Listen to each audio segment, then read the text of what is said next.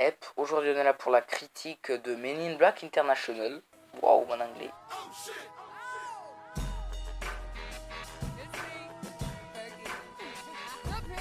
Donc dans l'ensemble, le film est très bon, que ce soit entre l'humour ou les personnages, même si Liam Neeson c'est pour moi le moins bon personnage du film, je l'ai pas trop aimé, et Chris Hemsworth est limite dans son rôle. Et le problème dans le film, c'est les quelques scènes prévisibles.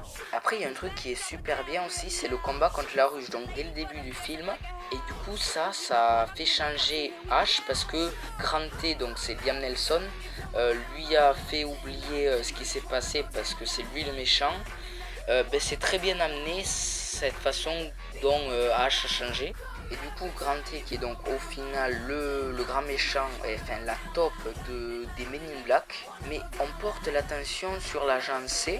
Mais ça c'est pareil, dans beaucoup de films on soupçonne des personnes d'être des tops ou des méchants, on porte tout le temps l'attention sur une autre personne qui est suspecte.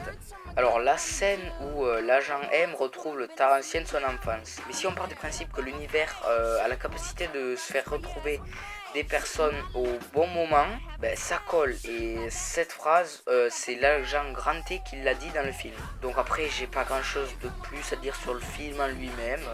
Et au final, le scénario est pas mal, mais quand même, je préfère le premier Men in Black.